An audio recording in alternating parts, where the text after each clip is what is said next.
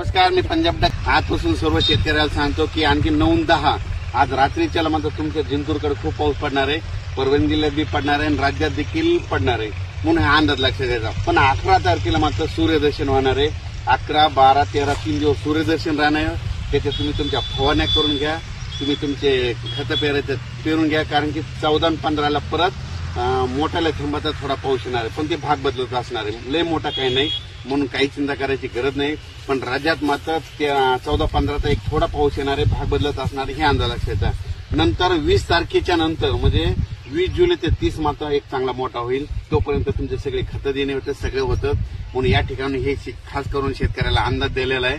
आणि राज्यात सर्व शेतकऱ्यांना सांगू इच्छितो की आज पूर्व विदर्भ आणि पश्चिम विदर्भात खूप पाऊस पडणार आहे। त्याच्यानंतर मराठवाड्याकडे यायचं झालं तर परभणी जिल्हा, त्याच्यानंतर जालना जिल्हा, संभाजीनगर, बुलढाणा जिल्हा, इकडे बीड जिल्ह्यात काही भागामध्ये पाऊस म्हणजे हे चांगला राहणार आहे।